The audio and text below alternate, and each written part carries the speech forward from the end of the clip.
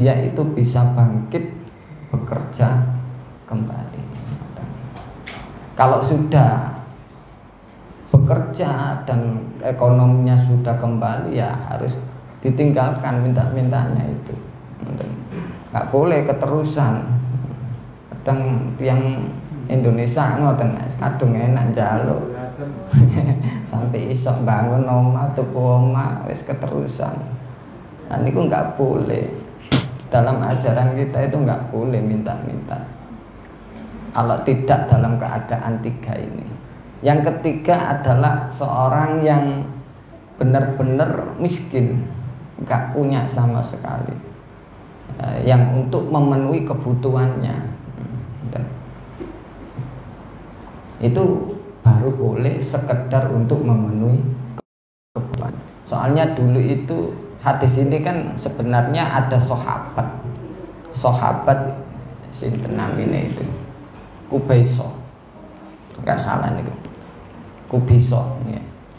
Niku wadul masalah ya kehidupannya, ekonominya terhadap Nabi Muhammad Sallallahu Alaihi Wasallam.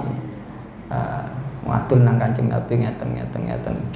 Dikon Kanjeng Nabi sabar ae, sabar dinteni ae rezekine iku. Ya. Terus sahabat ini bertanya ke Nabi, ya Rasulullah, bolehkah aku di samping sabar menunggu orang yang mengasih, saya minta-minta, saya minta ke orang. Terus dijawab Rasulullah, yaitu tadi la tahillul mas'alah illa li ahadi salasa. Tidak halal meminta-minta itu kecuali tiga orang ini. Terus dilanjutkan sampai ketiga, barang siapa yang tidak sesuai meminta tapi tidak sesuai dengan kriteria itu, maka harta yang ia dapatkan termasuk suhtun, kata Nabi, termasuk haram, termasuk yang gak halal. Nah, bahkan di dalam hadis yang lain meminta itu, besok orang yang suka meminta-minta dengan tanpa hajat itu wajahnya itu nggak ada dagingnya, nanti tinggal tulang saja. Enggak, nanti tinggal tulang. Identiknya orang yang meminta itu sejatinya ia itu meminta musibah, nanti didatangkan musibah, nggak tambah bebas dari segala musibah, karena ia termasuk apa ya, mengadukan masalahnya kepada manusia. Harusnya kan jenenge mengadu itu ya kepada Allah Subhanahu wa ta'ala. Nah, dari hukum ini kalau dalam masalah sosial itu kan itu tadi masalah akhlak itu ya sebenarnya meminta itu enggak baik, karena tangan di atas kan lebih baik daripada tangan di bawah. Lah, dari tidak baiknya meminta pertolongan itu secara sosial, maka ditarik di dalam masalah ibadah. Kalau masalah ibadah gimana? Apa ya tetap hukumnya gitu, termasuk hal yang tidak baik, ataukah diperbolehkan atau gimana? Maka dari itu sama mu'alif ini dijelaskan faslun al-isti'anatu utawi piro-piro pertolongan iku arba'u khisolin ono papat piro-piro pekerti. Ini kok dengaren kok kata nih. Alhamdulillah. Oke. Napa? Mboten-mboten buuan. Oke, alhamdulillah. Ya muga-muga mboten-mboten buuan terus. Langka. Ya saya Sabtu ya. Nggih. Wis malam mingguan kabeh. Alhamdulillah. Jadi al-isti'anatu wa ahkamuha. Tadi pertolongan, minta tolong, minta bantuan. Itu ada 4 perkara. Bahkan lebih di dalam kitab-kitab yang besar itu banyak sekali, tidak hanya 4 ini. Yang pertama adalah mubahatun, boleh hukumnya. Meminta pertolongan hukumnya adalah mubahah, boleh di dalam masalah ibadah. Bolehnya ini gimana? Contohnya gimana? Mungkin contohnya tenisor. Yang pertama adalah boleh. Yang kedua adalah wa khilaful aula. Khilaful aula artinya tidak baik, nulayani keutamaan, tidak baik. Yang ketiga adalah makruh. Wa makruhatun, makruh. Yang keempat adalah wa wajibatun, wajib minta pertolongan. Tapi dalam kitab lain bisa ada sunnah, ketambahan sunnah, dan juga bisa haram minta pertolongan itu. Yang pertama mubah, boleh. Ketika kita beribadah, kita wudu atau mandi atau sholat lah, kita menyuruh, meminta tolong pada saudara kita atau ya teman kita untuk mengambilkan air, misalkan mau wudu atau mau istinja lah. Airnya itu nggak ada, jauh. Kita minta tolong agar supaya teman kita mengambilkan air karena untuk dibuat wudu. Ini boleh-boleh saja. Itu hukumnya boleh. Wa khilaful ula hiya sabbul ma' ala nahwil mutawaddi. Yang kedua hukumnya adalah khilaful aula, kurang baik. Kurang baik ini contohnya gimana? Wa ya sabbul ma' ala nahwil mutawaddi. Ya, minta tolong ketika kita wudu, minta tolong teman agar supaya menuangkan airnya itu ke tubuh kita atau ke anggota wudu kita. Itu hukumnya makruh. Kalau memang kita itu dalam keadaan sehat, maksudnya itu normal, terus kita menyuruh bantuan, menyuruh teman untuk menuangkan air ke anggota tubuh kita, itu hukumnya makruh. Hukumnya makruh.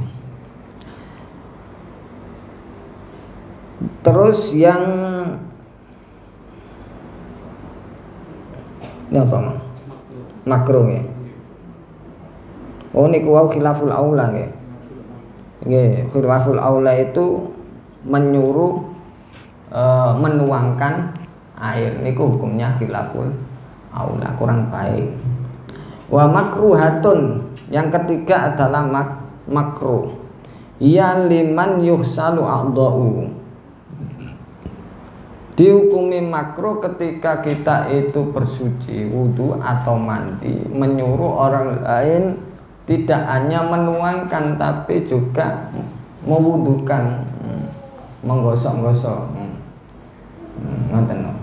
Bukan hanya menuangkan saja, tapi menggosoknya juga, menggosok anggota tubuh kita. Nah, itu hukumnya makruh. Ada kalanya wal wajibatu iya lil maridi indal ajzi. Ada kalanya wajib ketika sakit. Kita minta tolong, kita sakit, lumpuh, misalkan lumpuh, nggak bisa berdiri, nggak bisa apa-apa.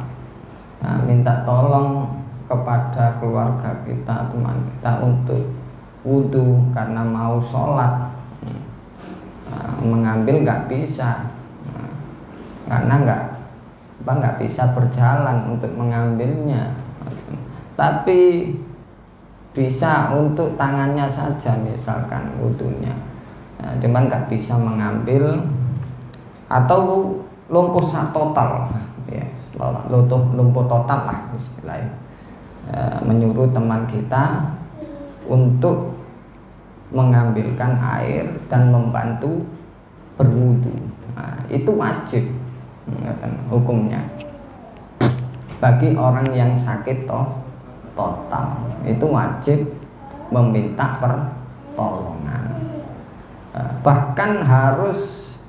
Kalau yang dimintai pertolongan itu gak mau, bahkan harus mengeluarkan biaya untuk orang yang mau nolong itu tadi. Mau aku gak gelem ngudui apa bantu lek gak ono ngene-ngene. Golek-golek wong gak sing gelem memang. Saniki kan kabeh diukur ngoten. Ten WC bayar ya. Konten. Jadi gak gelem lek gak ono ngoten ya wajib ngongkosi niku wae demi dia bisa dibantu untuk wudu. Soalnya kan masalah sholat itu kan wajib. Nah, sholat itu gak bisa sah kalau dengan tanpa wudu ya wajib ngoten. Dan wudhu itu gak bisa dilakukan karena lumpuh dia, dan bisa terrealisasi dengan bayari ngongkosi kumang, maka ngongkosi itu juga menjadi wajib, meminta tolong bantuan itu menjadi wajib. Nah, itu diantara hukum meminta pertolongan di dalam masalah agama, masalah ibadah khususnya. Tapi ada juga yang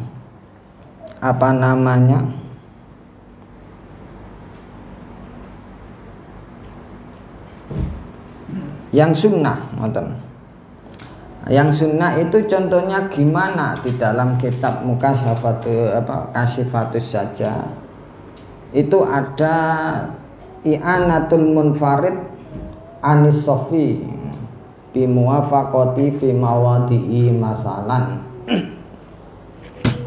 menolong orang yang sholat sendirian dari sof bimuwafaqatihi fi maudi'i, dengan cara dia berdiri jejer di tempatnya itu tadi. Nah, itu menolong yang sunnah hukumnya, minta pertolongan. Nah, jadi kita sholat datang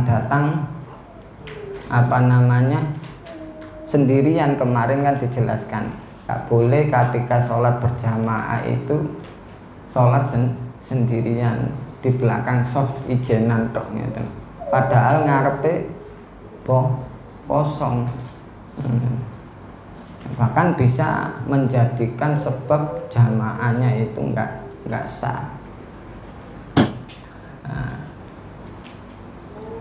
kecuali kalau softnya sudah penuh depannya, maka disunahkan kan kita menarik di depannya.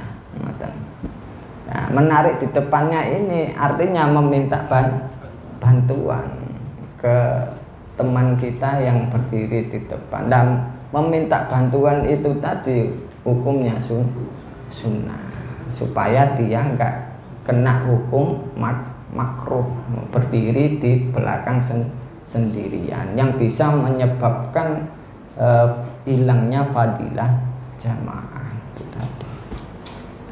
Ada kalanya yang terakhir itu haram ketika apa? Ketika kita itu minta tolong dalam kemaksiatan, dalam perkara sing haram. Nah, niku jadinya pertolongan minta tolong yang haram, yang dilarang di dalam agama. Nanti